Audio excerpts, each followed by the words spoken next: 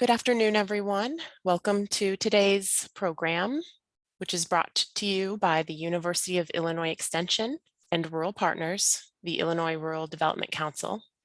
Before beginning the program today, we have Dr. Courtney Cuthbertson, who is an assistant professor and an extension specialist in human development and family studies at the University of Illinois. We want her to quickly address this topic with some remarks before handing it over to Laura to introduce our main speakers. Courtney has done research and outreach on mental health and substance use and stigma, behavioral health and substance use in agricultural communities. So we just really thank you for being here with us today to be with us during the program and session. And I'll hand it over to you before Laura introduces the main speakers. Thanks so much. Great. Thank you so much. Hi, everyone. Thank you for being here today. I'm Dr. Courtney Cuthbertson, and as Nancy mentioned, I am an assistant professor and extension specialist in human development and family studies at the University of Illinois. My research and outreach efforts center on social influences related to and impacts of mental health and substance use. We really have a fantastic group of speakers, and I am honored to be part of this event. So I will just share a few brief remarks before we move into the presentations. And I will say, I mentioned that my research and outreach are about those social factors that impact mental health and substance use and how they can be addressed within communities. A large portion of my current efforts are about these topics in agricultural communities, and I am appreciative for the opportunity to collaborate with partners across the state on these topics, including the Farm Family Resource Initiative at Southern Illinois University. If you think about the words and phrases you hear in everyday life, in the media, about people who use substances, what are some of those terms that come to mind? Many of them, if you compile a list, are labels or negative judgments, reducing substance use to an issue of poor individual character or personality, painting people who use substances as kind of unidimensional, maybe selfish or thoughtless, that substance use originated from bad choices or impulsivity or lack of knowledge or caring about the impacts of substance use. And from that perspective, it's not uncommon to hear things like, well, what's wrong with that person? What's wrong with you that someone would use substances? And research clearly demonstrates that addiction, dependency, and substance misuse have adverse physical, psychological, and social impacts on individuals, families, and communities. But a strong line of research does recenter this focus. Instead of seeing the initial problem as substance use, what if we consider substance use as an outcome? Instead of saying, what's wrong with you, we can shift to what happened to you or what happened to that person. Instead of seeing substance use as a problem of morality or character, we can understand substance use within a model that sees it as substance use changes the way the brain operates, and with sustained use over time can change the way that people make decisions and engage in their everyday life. Or in short, moving from this morality or character framework into an illness framework. And that is what I use when I am doing my work related to substance use. And considering substance use in the domain of diseases of despair, meaning we can think about substance use as a response to overwhelming circumstances that people may feel are out of their control. And when we shift how we consider an issue, it changes what we see as possibilities for responses or solutions. So when we think about substance use as an issue of individual decision-making, poor choices, bad character, and moral failings, it becomes a personal problem. And I like to create a challenge within my work of seeing substance use as an outcome of a sense of being overwhelmed, maybe with the circumstances that are going on, things like relationships, with work, in home environments. And in that way, we see different solutions come about. A good example of a stressful circumstance that is relatable for all of us would be the COVID-19 pandemic. We have seen a 13% increase of Americans reporting starting or increasing substance use, and this is to deal with pandemic-related stress. In 2020 compared to 2019, 28 states had more than a 30% increase in overdose-related deaths. So we have evidence of substance use as community issues as well. A recent analysis highlighted that total medical costs in hospitals from substance use disorders was around $13.2 billion, and most of that from alcohol-related disorders at $7.6 billion. In rural areas, community issues that contribute to substance use include things like poverty, unemployment, isolation, lower educational attainment, and lack of access to mental health care. Rural access to appropriate care is a critically important topic. Rural adults tend to have higher rates of methamphetamine use, and opioid use has increased in all types of communities. Access to treatment can vary too. And this is really important because analyses have demonstrated that for every dollar invested in substance use treatment programs, it yields a return of nearly $12 when considering reductions in both medical care and criminal justice costs. Other savings include things like fewer drug-related accidents, including overdoses and deaths, and greater workplace productivity. And what is a thing that a community could do to address substance use? A quick example of a new approach is one that I am working on piloting along with other colleagues in Extension here at Illinois, as well as at Purdue, Ohio State, and the North Central Regional Center for Rural Development.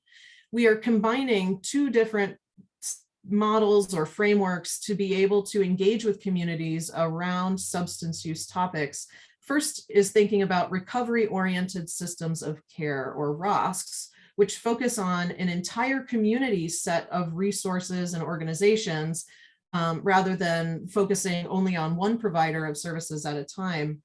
ROSCs are person-centered. They build on the strengths of individuals, families, and communities to help people stay in or move towards recovery.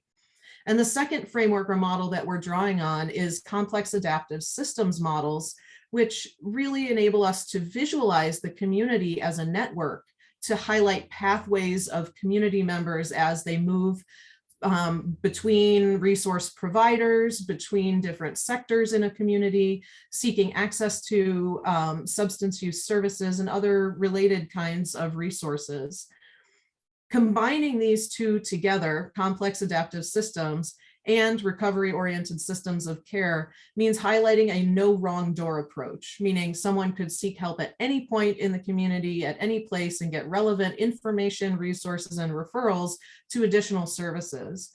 Combining these approaches means working together with community members, people in recovery, peer support specialists, treatment providers, social service providers, criminal justice system representatives, law enforcement, religious leaders, and any other organization that may be relevant or interested in working on substance use related issues in the community. Joining them together, these two approaches enables the growth and enhancement of these robust networks between community agencies to help people who use substances or who are in recovery to continue a positive trajectory into their future. Within the next year, we are going to be piloting this approach in a few Illinois communities. So if you're interested in learning more, please reach out to me. I will put my email address in the chat. Part of this pilot includes a community mapping exercise to identify what available services and resources are, gaps in connections between entities, and the vision that communities have to create opportunities for thriving.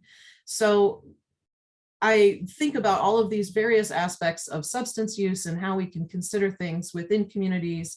And I'm very excited to hear from our speakers today about new approaches to rural substance use disorder services. And with that, I will happily pass this on to Laura.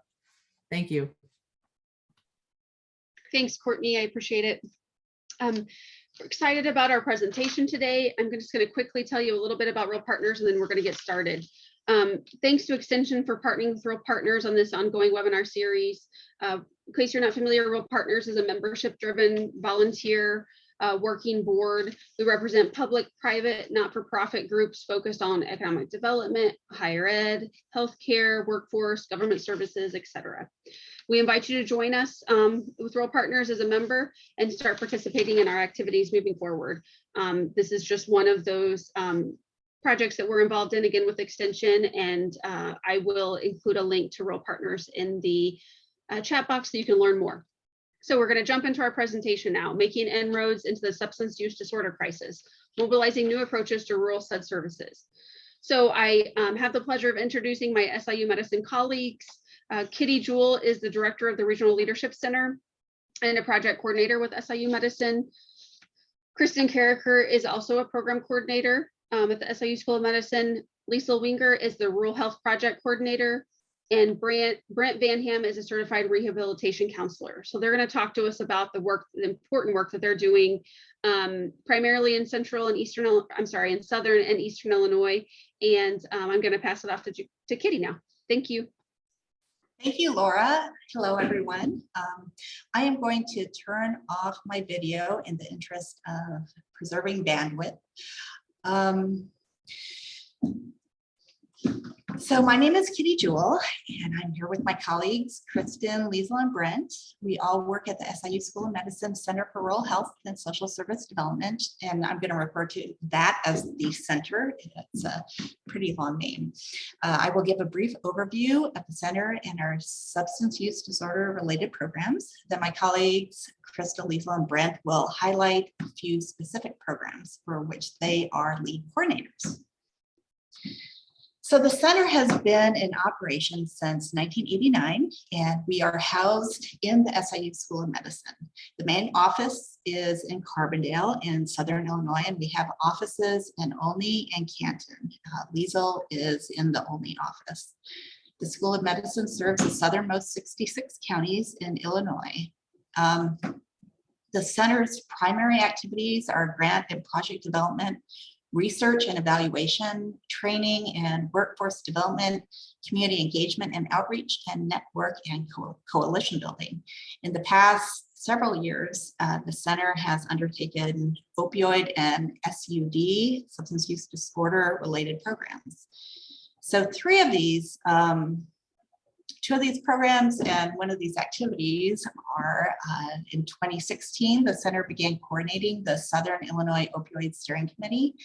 This was comprised of stakeholders from throughout Southern Illinois, and they met several times a year to map out plans to address the opioid crisis. Also in 2016, we started coordinating the Illinois Delta County's prescription monitoring program. And this was funded by the Illinois Department of Human Services. I should say it still is funded by DHS. What we do at the center is we coordinate this program by working with health departments to provide prescriber outreach and education related to the PMP. Then in 2017, the SIU Department of Psychiatry received funding for the Rural Opioid Prescriber Training Program.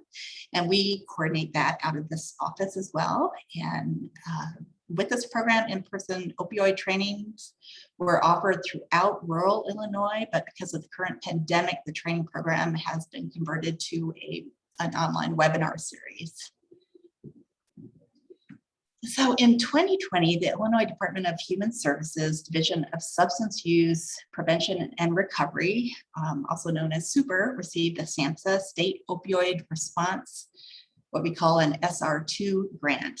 SAMHSA is the acronym, for those who don't know, for the Substance Abuse and Mental Health Services Administration. I got that right.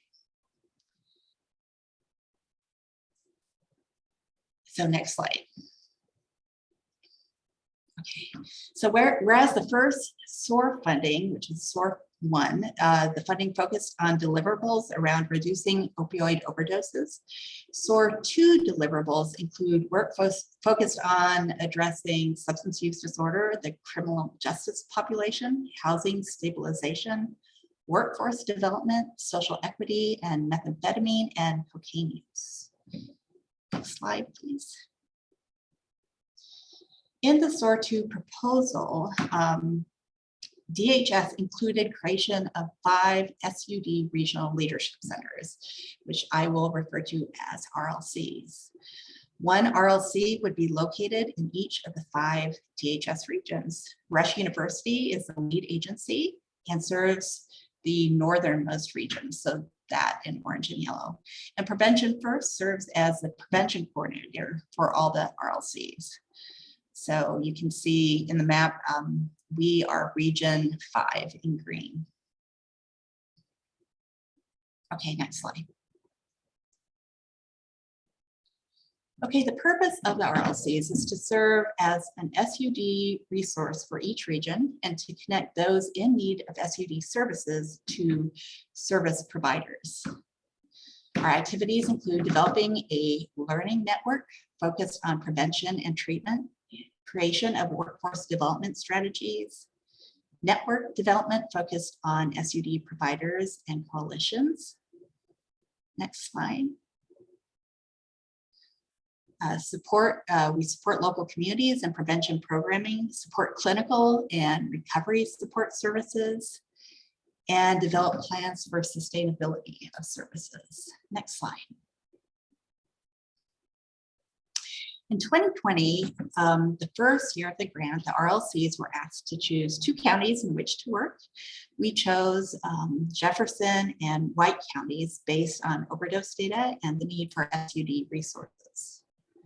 So you can see our counties are in green. Okay, next slide.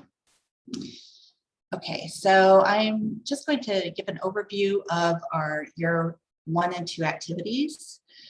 So we were fortunately able to increase our staff. It took a while because during COVID, everything seemed to slow down. So we, for FY21, we got everyone on board by May. And so we have since then developed a number of programs. We first assembled an advisory board consisting of prevention and recovery agencies, coalitions, and recovery-oriented systems of care, the ROS councils, those working in correctional facilities, and we have several health care organizations on board. We are encouraging providers to join the opioid echoes, not just the ones provided by SIU, but those also provided by Rush and Carle Health.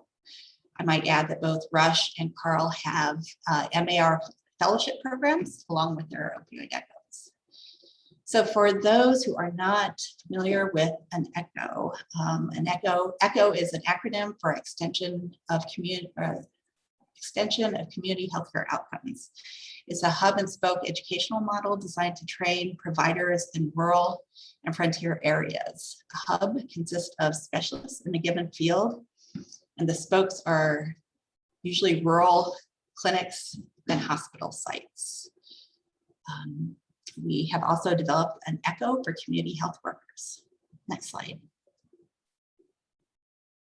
We're also working on expanding telehealth in Southern Illinois.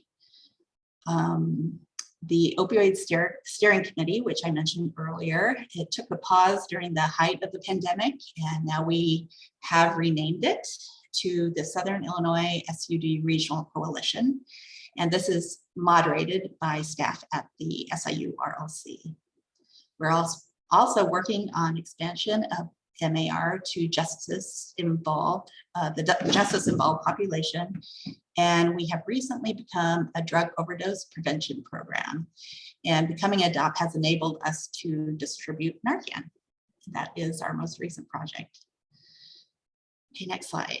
So now I'm going to turn it over to Kristen Caraker, and Kristen has overseen the MAR training program, which is also called the stipend program. All right, Kristen. Thank you, Kitty. The MAR Training and Implementation Program was originally created in fiscal year 2020 to encourage providers to implement medicated assisted recovery or MAR services by providing stipends to prescribers who completed the X-Waiver eligibility training.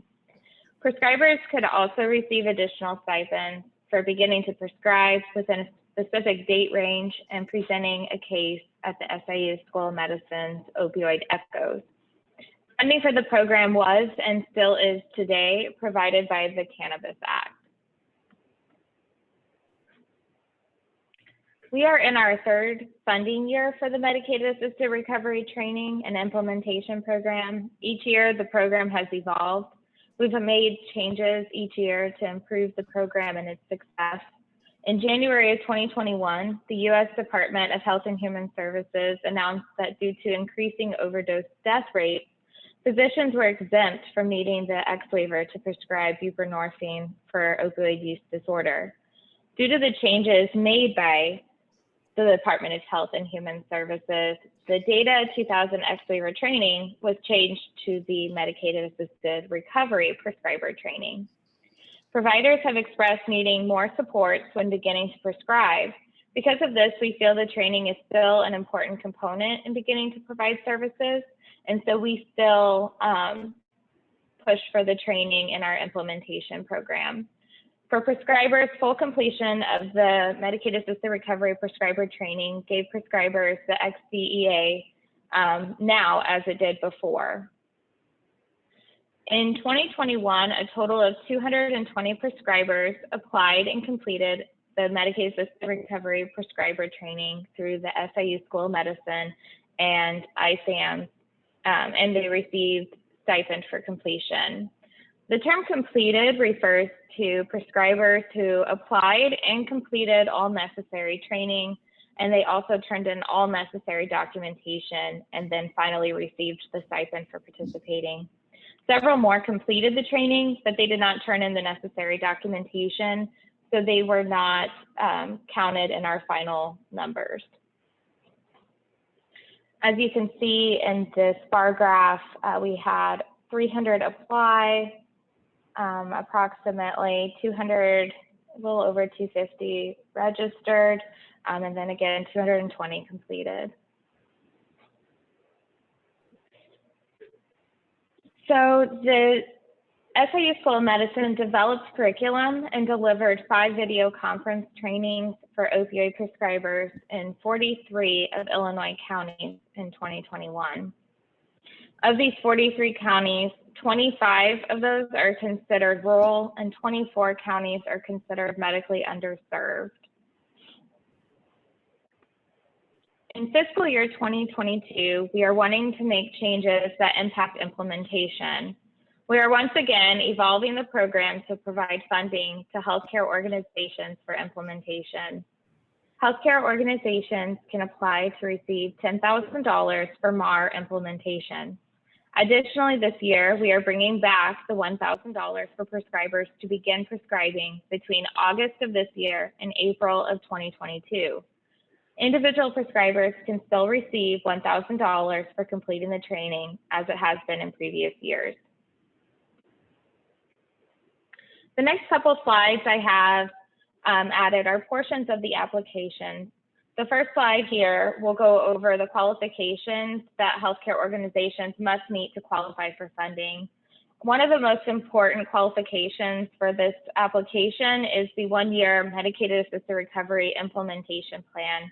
So healthcare organizations must provide us with a plan of how they're going to implement MAR services in the first year.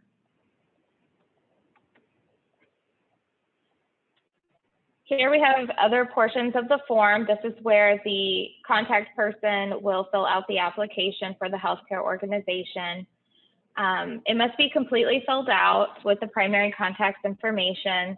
And then below the first photo, you'll see that we can help provide the trainings, or healthcare centers have the option of providing the trainings for their staff on their own.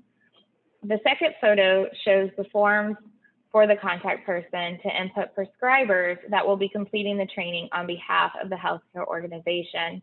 It's important to note that we require at least 1 prescriber per healthcare organization that is applying for this $10,000 fund. At the bottom of the 1-year implementation plan, there is the upload portion where the healthcare organization can actually upload the implementation plan and submit the application. Finally, one of our marketing materials for the program, you can see here that there's the QR code on the front of the flyer. Appliers can use that QR code with your camera on your phone and it will pull up the application link, or you can use the link right down below to apply. Individuals that are interested can also email, and I will put the email in the chat box. Thank you. Thank you, Kristen. Okay, so next we have Liesl Wingert. Again, she's from Olney, and she is going to talk about working with the Illinois Second Judicial Court and Take Action Today to develop the peer recovery support system. Okay, thanks for having me. As our title of our presentation indicated, we were looking for some new approaches to addressing the SUD issue in rural areas, of which southeastern Illinois is extremely rural, if any of you have been down in this area. So the first two organizations that popped into my mind when we started discussing this were the Illinois Second Judicial Court, or the Circuit Court, and Take Action Today. The Illinois Second Judicial Court system is the court system that oversees what is called problem-solving courts, or what we might know as drug courts. Take Action Today is an organization, a very grassroots organization that has been in place for somewhere between a year and 2 years at this point, that has moved very quickly to do some feet on the ground grassroots work in the recovery systems area in southeastern and southern Illinois. One of their main focuses is to develop the peer recovery support system that is desperately needed in Illinois. I'm going to talk about these just a little more specifically. So next slide. Take Action Today, their main goal is to foster long-term recovery in people that are either at risk of or are actually experiencing substance use disorder or homelessness, because often those two things go together, as well as mental health issues. Their main focus right now in these beginning stages of things is to develop a certified peer recovery specialist training program for Southern Illinois. In other words, they want to develop these positions and then push these people out into Southern Illinois. If you don't know what a certified peer recovery specialist is, that is somebody that has lived experience with substance use disorder, or when you're talking with these folks that you're working with them, they still will use the term addiction. I know we're not supposed to use that, but the folks that are walking this road still use that word in addiction. So these are folks that have lived experience. They are in recovery. They've been in recovery for quite some time, and they are ready to get out into the communities and walk alongside these folks that are working on their recovery process or are looking into that recovery process. Certified peer recovery specialists can be found in a myriad of organizations. They can be hospital-based, community mental health center-based, private organization-based. We're seeing them in schools. I have drug courts that are very, very interested in bringing a certified peer recovery specialist on staff with them to help guide them as they're working with their clients. Take Action Today not only wants to develop that particular field, they also work in the realm of hosting recovery groups such as NA and AA and Celebrate Recovery and other ones that are working in that realm, or they will be very knowledgeable about area groups, area recovery groups, and they can refer people to them. And they will also have a peer recovery specialist or a recovery core rep that will actually go with folks to those groups, especially if it's their very first time. It can be very unnerving. Another guiding factor in what they're wanting to do is to develop sober living homes, especially in the Jefferson County area. That has been indicated by the drug court judge over there as a very high need. And if you don't understand so much about what a sober living home is, it's very different than what a detox center or a rehab center might be. So most people go through detox to get the drugs out of their system. Oftentimes that happens within a rehab center. Sometimes it doesn't. The rehab center gives them about 30 days roughly of of learning how to begin to put their feet on the ground without their substance use disorder playing a part in that, helps them to understand what's been going on and why they are where they are. Once they graduate from that particular program, we know research tells us that folks that move into a sober living home, which is a 24/7 place that they live and they learn to live without those substances that have been really causing harm in their lives. For many people, it teaches them to learn how to cook or how to get a job or fill out a resume. But it is a 24/7 thing that they're getting support with other people that are walking the same road.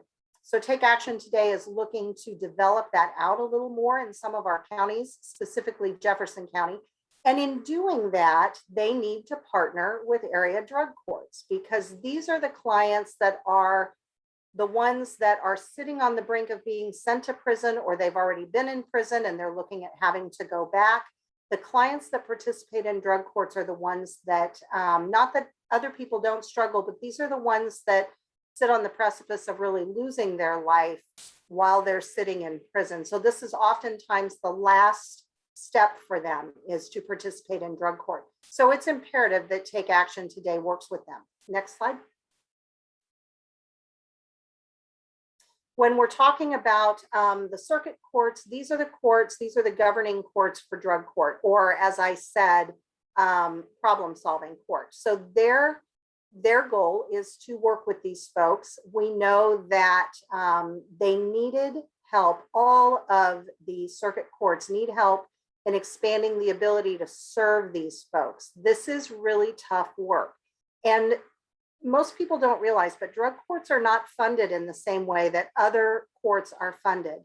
They are responsible for raising quite a bit of their own funding in the process. And so it makes it a little more difficult. And it's kind of a sad situation, because we know that folks that participate and graduate from drug court, the cost of drug court is so much less. And these folks have such a high rate of success, rather than putting somebody in prison or putting them in jail. So we wanted to really focus some of our work in these drug courts. Some of the beginning actions just in the first fiscal year, we address the emergency housing. Oftentimes when people get out of prison, they have no place to go, no family to go to, and they desperately needed funding to help with some of that. Of course, we tap into community resources, but even there, those are very limited, and especially in our very most rural counties. So the regional leadership funding helps with some of the cost of that. Clothing. It is not uncommon for somebody to step out of prison or to step out of rehab and have one outfit of clothing, which obviously is not going to work so well if they need to be getting a job. That's part of what drug court is going to require them to do. So they need to be able to get clothes for interviews. Psych evaluations. Money for psych evaluations is not readily available. And so many of these folks have not had a psych evaluation. Many of these folks have a co-issue, if you will, with mental health that has been undiagnosed, or it's been diagnosed and it's not been treated. So some of this funding has been able to pay for psych evaluations. Case management is something that is desperately needed within our drug court systems and our probation systems as a whole. Probation officers do not have time to be doing case management, although I know many of them do. So part of this funding hired a case manager who can help with coordinating that psych evaluation, coordinating getting appropriate clothing for an interview, or finding housing, or transportation. And that's another step down there on the list. Drug courts also have their own designated counselors. And those counselors they work like crisis counselors, as well as just a weekly or a bi-weekly counselor. But we know that drug courts desperately needed to expand those hours for those counselors. And with some of this funding, we were able to do that, which is always beneficial for the participants that are involved. Oftentimes, I'm going to skip transportation because we talked about that, but medical coverage is not always completely covered in the realm of public aid. So this funding helps pick up the difference in some of that, and I'll explain here in the next slide. There are other, what I call feet on the ground, basic needs that are not always being met by other resources. And this funding has been able to do that for these drug court participants. I want to talk a little bit about just a couple of the little case scenarios in which this funding has been very basic, but incredibly, incredibly beneficial. Next slide. Okay, I'm going to touch on just a couple of these. We had one client, one drug court client that had been in and out of prison for years, in and out of jail. So many things, couldn't hold a job, had trouble finding a job. And what was discovered is that his eyesight was terrible and he had never had an eye exam. He had never had that looked into. So we took some of this money, got an eye exam, realized how bad his vision was. And if you know anything about Medicaid, yes, Medicaid oftentimes will pay for vision exams and they will pay for glasses, but you have to wait sometimes 6 to 8 months to get those glasses. Well, somebody who's trying to get a job can't wait that long. So this gentleman, we were able to get glasses for him for the first time in his life. And within a month, he was able to get a job because he could read the job application and he could fill it out. So how cool is that, that we were able to make that happen for him? And to my understanding, he is still holding the same job, which is probably the first time in his life that he's done something like that.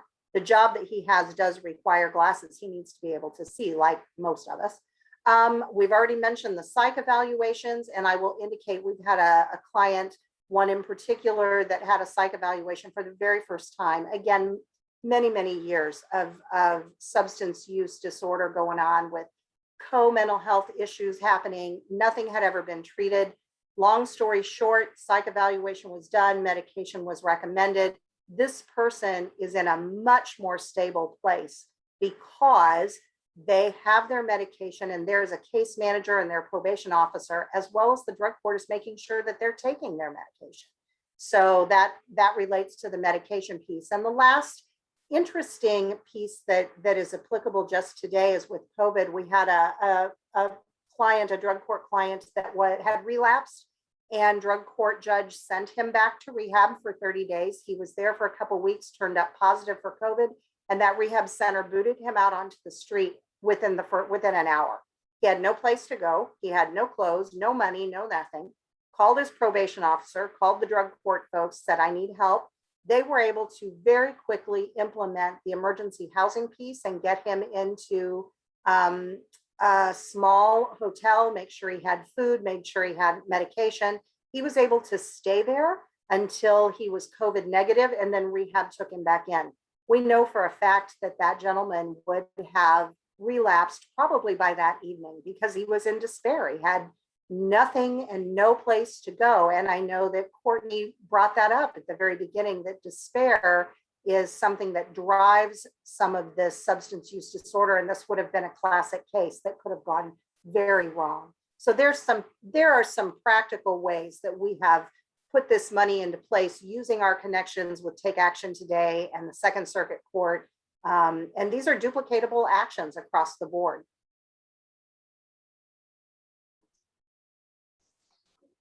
Thank you, Liesl. And last but not least, we have Brent Van Ham. He's going to be discussing the Mobile Medication Assisted Recovery Program. Thank you, Kitty. So the barriers of lack of transportation and geographical isolation negatively impact participation in medication-assisted recovery programs in the Southern Illinois region.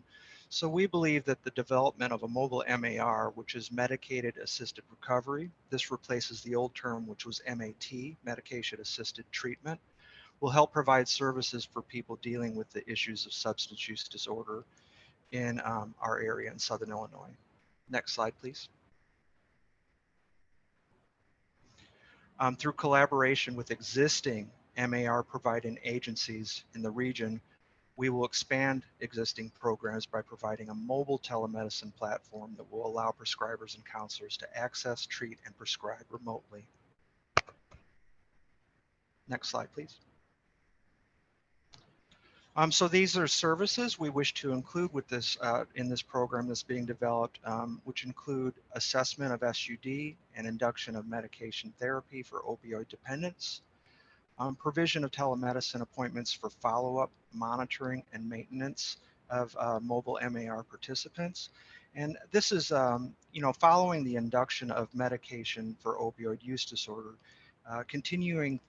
continuation of therapy requires follow-up visits with prescribers, which often include face-to-face assessment and continued lab monitoring for program adherence and dosing regimens. So this way we could be able to do this on a mobile platform, telemedically linked to the provider at the brick and mortar. Linkage to SUD counseling via telemedicine. Rapid testing for communicable diseases commonly affecting people who use drugs. So this would be like hepatitis C and HIV testing. We would do rapid testing on the vehicle. Referral to community health care providers for emerging medical concerns among people who use drugs. We do know from conversations that we have with our partners who provide harm reduction in our area that often people come to them as their only contact with healthcare. So they find that they are often referring people to physicians for wound care, to dentists, and like Liesl was saying, to eye doctors and such. So this would be an area where we could do warm handoffs and referral to needed medical treatment. We would also like to provide education, and this is not only for clients, but this is for community members or family members for opioid overdose reversal, and offer naloxone to community members wishing to prepare to respond and recognize, that's not here on the slide, but recognize and respond to opioid overdoses.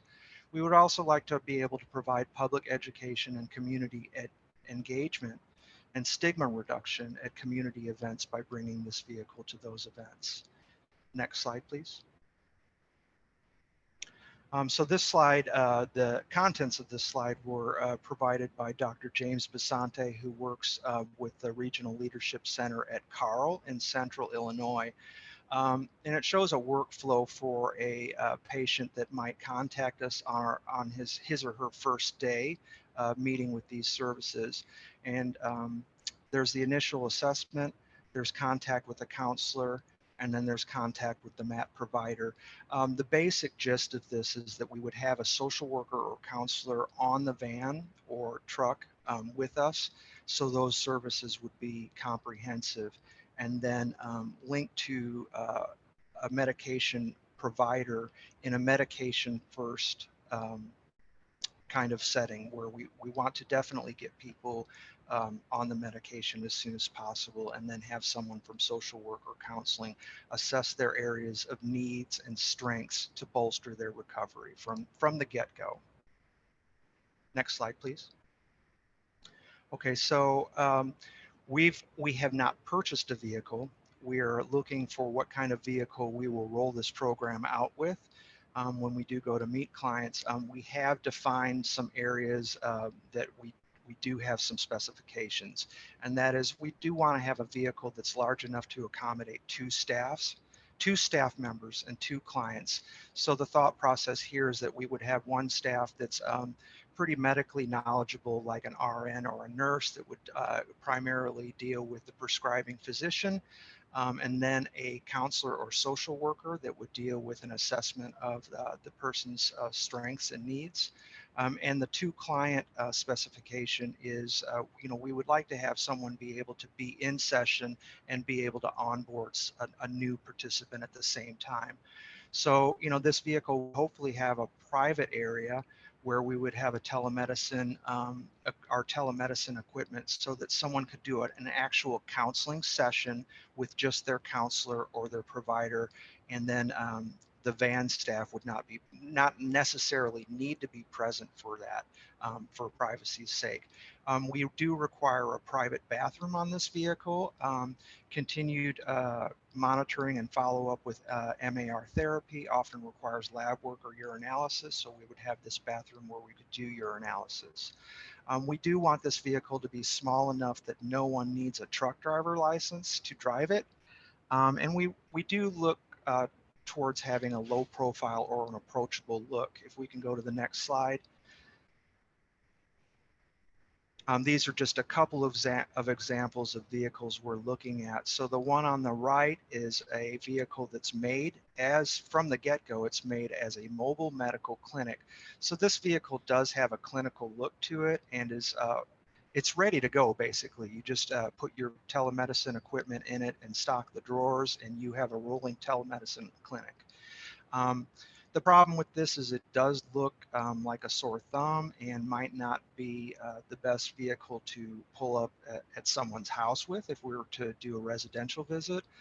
It also would kind of announce what we're doing in the community and might thwart some of our stigma reduction efforts.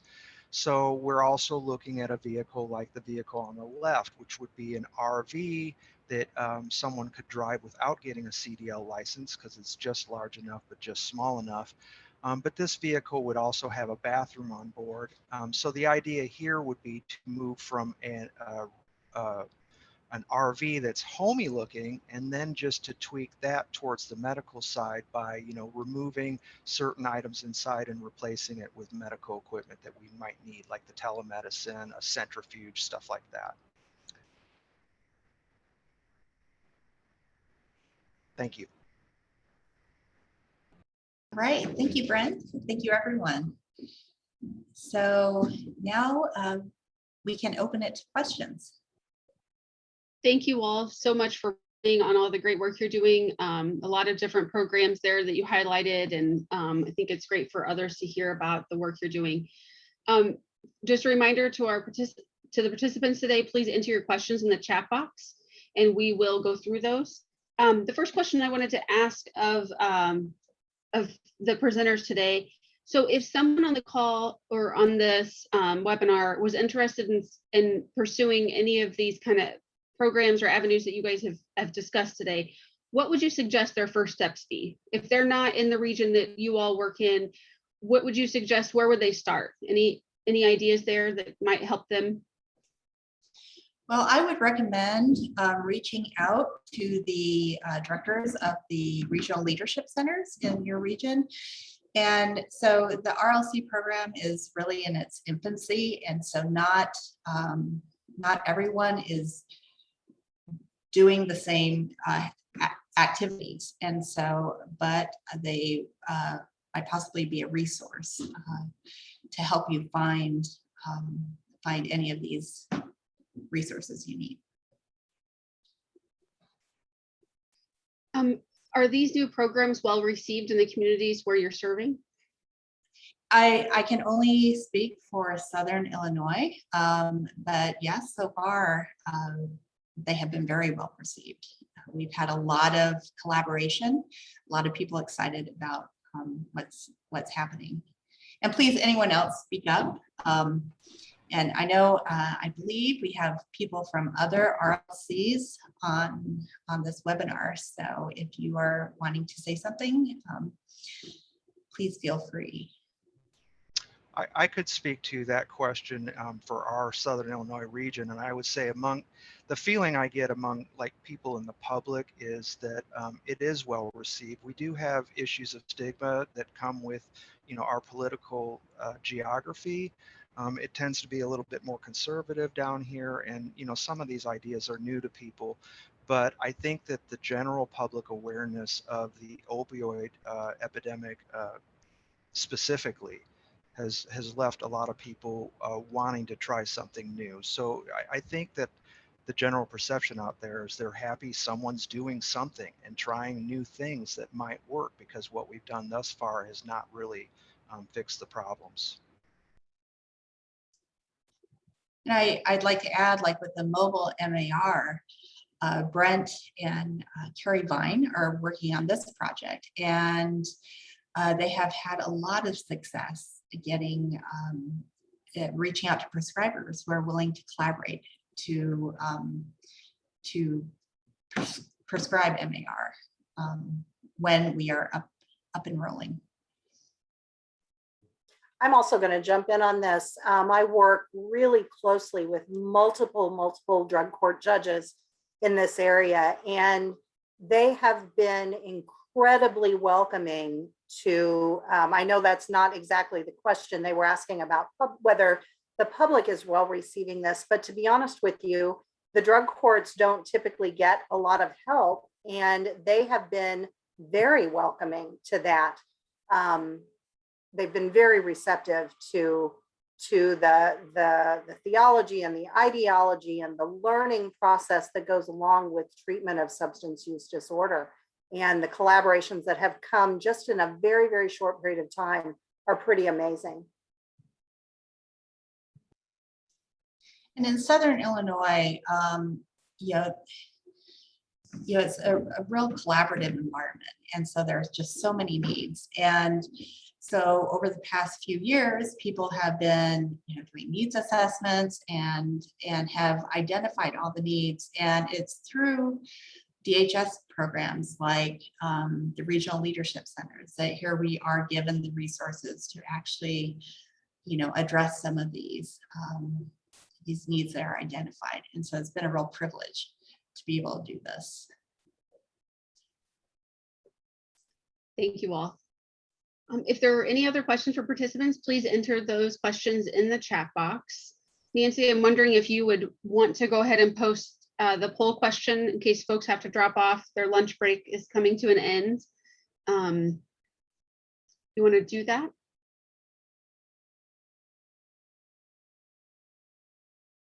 In the meantime, it looks like Kristen has entered in the chat box contacts for each of the different regional leadership centers in the state and what counties they serve. Kristen, anything to add to that, or Kitty? Just wanted to make sure folks saw that.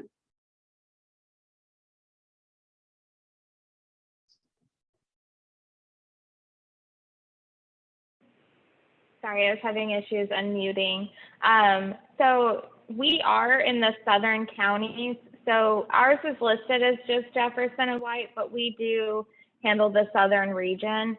So just a reminder that while those are the main counties right now, that's where we're starting. We do plan to expand.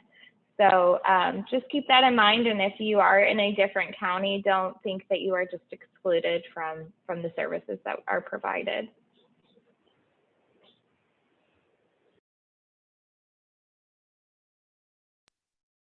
Thank you.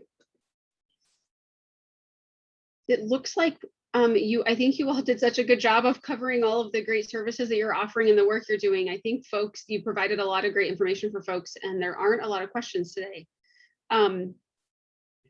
Nancy, if you want to let me know if you want to put a poll question up or not, and if not, we can wrap things up. Yes, let's go ahead and wrap things up. I'm encountering a technical issue here, so we'll just move forward. Thank you. Yep. Right. Well, thank you, everyone. And thank you for inviting us. Thank you all for taking the time to be here.